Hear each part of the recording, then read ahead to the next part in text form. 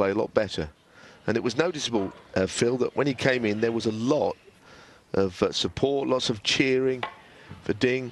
You know, lots of Chinese, Asian spectators who we assume are Ding supporters. We don't know that, but they were all cheering him very loudly. So, you know, he is loved, and it would be nice for their point of view if he could play well here. It's one thing to say that he feels the pressure. Well, maybe he does, but, you know, he wouldn't be alone in that. Everyone feels the pressure. I know he's got a lot of expectation on his shoulders in China and worldwide, but pressure is what this game is all about, and he's no different to anybody else. Has to cope with it. All players have their supporters, some more than others. I think Ding has got more support than anyone else numerically. I think the British equivalent would be Jimmy White over the years. Yeah, and of course he's been in 6 finals here, and maybe the pressure got to him with all that hope. That's a really, really well played shot. That's a beauty. Ding is one of the best pack splitters I've seen. And look at this shot. It's such a well played shot. I think the important thing to say, my last point on that, Phil, would be you're on your own when you're out there, okay? That's it. Whether you feel pressure or not, there's nothing anyone can do to change what's going on that table between you and your opponent. 9. And you know, Ding has won tournaments in China, where of course he's loved and adored even more. A lot more people get to see him there. So he's going to have to soak up the pressure if he's to become world champion. 16. Well, he's done everything but, hasn't he? And I think 7. this statistic illustrates just how phenomenal a player he's been. He's won 11 world ranking titles. That's as many as Mark Selby and Shaun Murphy combined.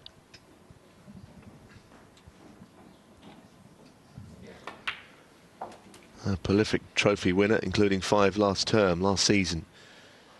He's also made 5 1-4-7 breaks in his career. 24. Bit early to say that he's going to add to that here, because he's got 3 red blacks, and whoever on the graphics from our host broadcaster is already getting quite excited. But for now, Ding needs to be getting another frame back. That's his priority. By the way, the second frame on the other table is about to break off, with Ryan Day now 1-0 ahead. 25. Yep. Nice cannon that. He knew it was quite a thick cannon on the red, so he hit it more firmly to get the cue ball across towards the black, and he did it well.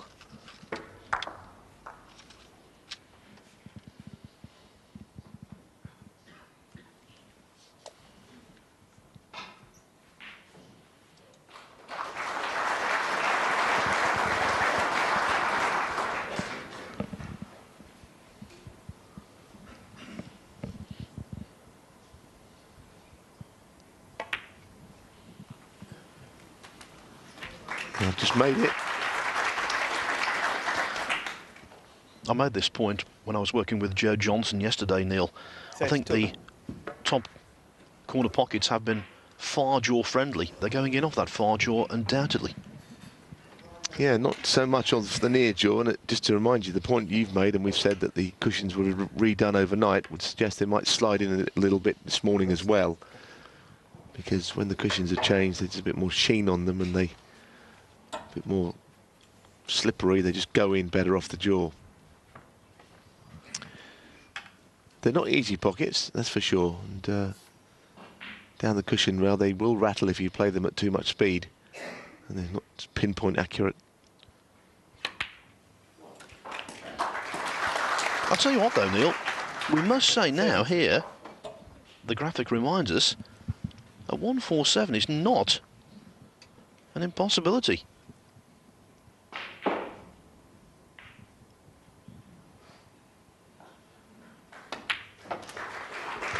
Yeah, I mean, as I said, for the moment, he just has to get past the point of no return in the frame. That is just something that would be a bonus 40. The reason I say that, I recall the UK Championship first session one year. I was commentating, played John Higgins. Ding made a 147, lost the session 7-1. So they only win a frame. 41. Yes, and before, when you made a 147 at the Crucible, you received a fortune. £147,000 was the prize. Now, not so. 20,000 if you make a 147 here this year.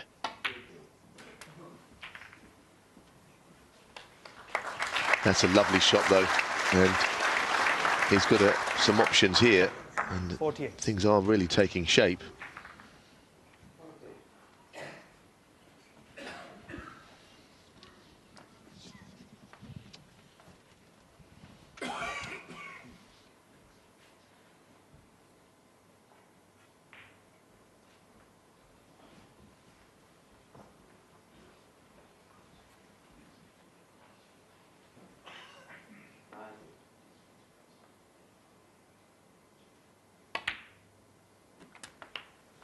$49.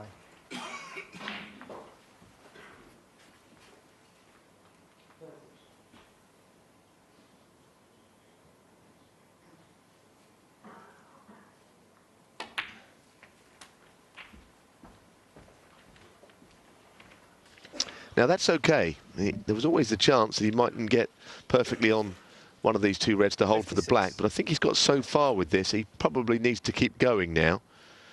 He would calculate that he could get 3 more red blacks without taking any undue risk.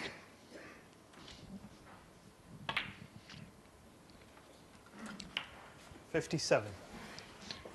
British players have had the monopoly on 147 breaks at the Crucible after Canada's Cliff Thorburn made the first 32 years ago.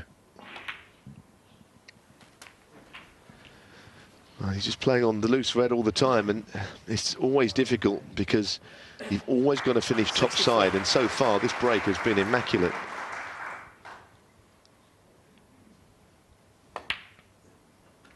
$65. Key shot coming up. There are reds that pot to the opposite corner pocket, but again, he's got to make sure this cue ball travels up the table. He doesn't want to finish short so that he doesn't have the shot to get on the black. So he's going topspin, he's swinging the cue ball across the table, but he's got to bounce it off the cushion subconsciously here. And goodness, he's done that all right. That may look like he's gone too far, but that's better than finishing short and having no way of getting back onto the black. So this is frame ball. That's the first thing out of the way. Once he knocks this in, he can really concentrate on a big break.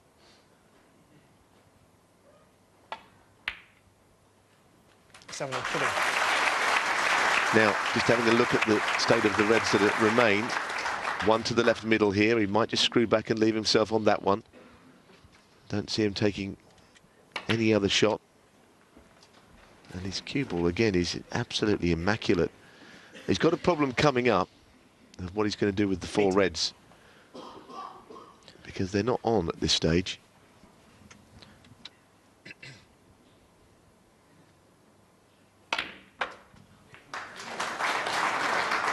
$81. Now, this is the first difficult shot of the break. I know what he played there. He had to try and develop reds. He's going all around the houses to keep the break going. This will be a good shot. Wow, look at this. This is an absolutely beautiful shot. And now, Neil, what an opportunity. What a chance.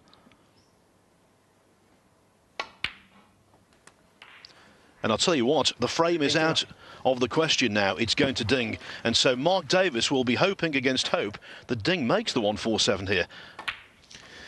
Well, he's not the only one. There's a lot of people who feel like that. That is not his best shot. That's annoying. He wanted to be higher on this. He's got to disturb the other red now, which he didn't really want to do. Well, I'm bewildered by that. He's forgotten. He didn't realise. I find that bewildering. When he heard the crowd groan, he realised what he'd done. Unbelievable. I can't believe what I've seen. Oh, no. He could have played the other red. I mean, well, everyone, even Marco Fu there in the practice room was... It's one of those moments that stops the crucible. Everyone's having a look. Now, oh, goodness me, surely he can't knock this in now after that last shot. Yeah.